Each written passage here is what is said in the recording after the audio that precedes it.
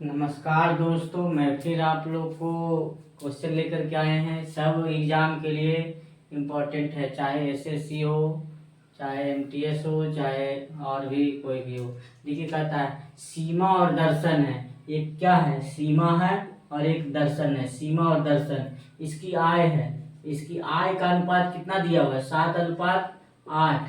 आय का अनुपात 7:8। इतना और इतना बचत बचत दिया हुआ है। कितना? दोनों का बचत दिया हुआ है 15,000 इसका बचत, और इसका बचत 9,000। अब बताइए उसके व्यय का अनुपात, यानी इसका व्यय का अनुपात दिया हुआ कितना? 11:16। तो कहता है कि तो सीमा और दर्शन के कुल व्यय क्या हो गया? तो देखिए, ऑप्शन से भी छाट सकते हैं। क्यों? देखिए, कुल व्यय कितना होता है? देखिए, 6 1 7 1 1 2 यानी 27। जो 27 से कटेगा वही आपका आंसर हो जाएगा। देखिए, 27 से कट रहा है। देखिए, 27 का मतलब 9 और 3 से कटना चाहिए। तो 9 और 3 से ये नहीं कटेगा। 9 और 3 से ये कट जाएगा।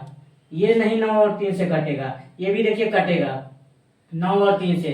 जोड़िए, 5 2 7 1 8 8 4 12 12 6 18 कट गया। अब देखिए 27 से कटना चाहिए। तो देखिए 27 से ये कटेगा। 27 से कटने का मतलब ये 27 से नहीं कटेगा। इसका ऑप्शन नंबर क्या हो जाएगा? ये सही हो जाएगा। ये जल्दी में आप बना सकते हैं। अगर आपको उसे नहीं आता है तो देखिए क्या करते हैं। कहता है सीमा और दर्शन का कुल व्यय क्या है? तो सीमा और दर्शन का व्यय का अनुपात मान लेते हैं कितना? व्यय का कुल अनुपात मान लेते हैं कितना? व्यय सीमा और दर्शन का कुल व्यय का अनुपात मान लेते हैं क्या? 100 क्या मान लेते हैं? मान लीजिए, कोई भी मान लीजिए। इसका कहने का मतलब है कि व्यय इसका दिया हुआ था, तो इसको मान लेते हैं व्यय। इसका व्यय हो गया 11x हो गया, और इसका व्यय कितना हो गया? यानी 16x। मान लिए क्या चीज? दोनों का व्यय इतना इतना है, 11x और 16x। और बताइए, अगर देखिए, अगर कहते हैं कि व्यय में अगर बचत को जोड़ देंगे तो आय निकल जाएगा। व्यय में तो व्यय कितना है? 11x प्लस इसमें बचत अगर जोड़ देते हैं तो क्या किसका अनुपात निकल जाएगा? आय का अनुपात निकल जाएगा। उसी तरह से देखिए, इसमें 16x प्लस, देखिए 16x प्लस इसमें के 9,000 अगर जोड़ देते हैं तो ये क्या क्या चीज का अनुपात निकल जाएगा? आय का अनुपात है। तो यानी आय बराबर जो होता है व्यय, यानी जो खर्चा किए हैं प्लस जो बचाए, आय निकल गया। अभी इसी को ठीक करिए, सॉल्यूशन करिए, आप एक्स का मान निकल जाएगा। तो देखिए 11 88x प्लस 15 20 से 30 बराबर 16 72 से प्लस 9 63,000।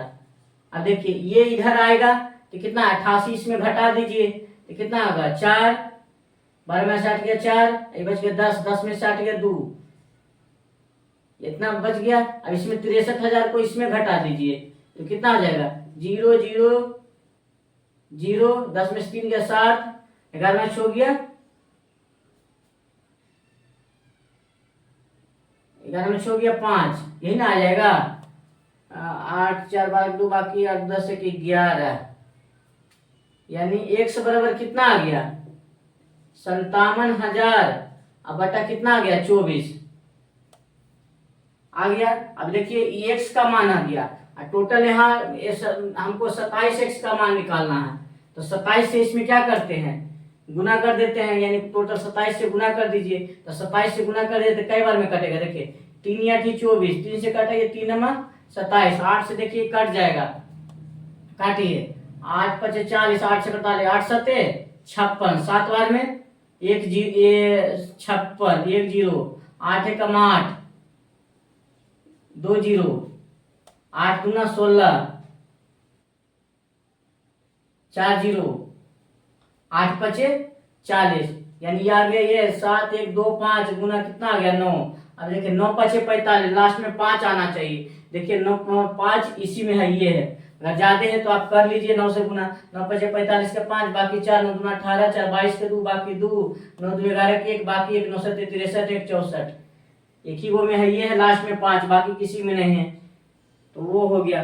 अब देखिए आगे क्या कहता है, दो सकेंद्रीय वृत्त। सकेंद्रीय वृत्त का मतलब है कि जिसका केंद्र, दोनों का केंद्र क्या होना चाहिए, एक ही होना चाहिए। सकेंद्रीय वृत्त यानी जिसका केंद्र, दोनों का केंद्र एक ही होना चाहिए, सकेंद्रीय वृत्त उसको बोलते हैं। ये वृत्त के लिए भी केंद्र यही और ये वृत्त के लिए भी केंद्र यही। अब त्रिज्या 10 सेंटीमीटर है, तो बताइए 10 सेंटीमीटर 26 सेंटीमीटर, कहने का मतलब ये छोटा वाला त्रिज्या हो गया कितना, 26 सेंटीमीटर हो गया छोटा वाला त्रिज्या, और छोटा वाला त्रिज्या कितना हो गया, 10 सेंटीमीटर। छोटा वाला त्रिज्या कितना हो गया, 10 सेंटीमीटर, और 26 सेंटीमीटर बड़ा वाला त्रिज्या। बड़ा वाला त्रिज्या इसको मान लेते हैं, बड़ा वाला त्रिज्या कितना हो गया, 26 सेंटीमीटर हो गया।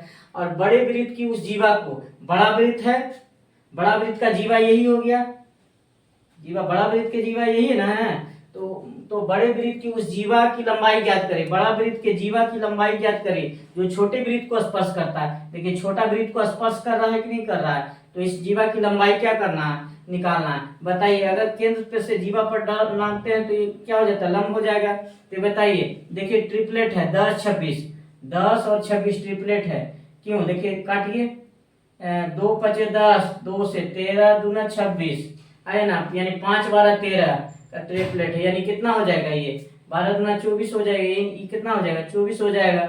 होगा कि नहीं होगा। अब कहता है कि देखिए कहता है क्या, बड़े वृत्त की जीवा, तो बड़ा वृत्त के देखिए यहाँ से यहाँ तक 24, तो यहाँ से भी यहाँ तक क्या हो जाएगा, 24 ही होगा, क्योंकि 2 बराबर भाग में बांट देता है ये, तो 24 दूना क्या हो जाएगा, 48। ऑप्शन नंबर क्या सही हो जाएगा, ये। अगर मेरा वीडियो अच्छा लगा हो तो लाइक और सब्सक्राइब जरूर करें।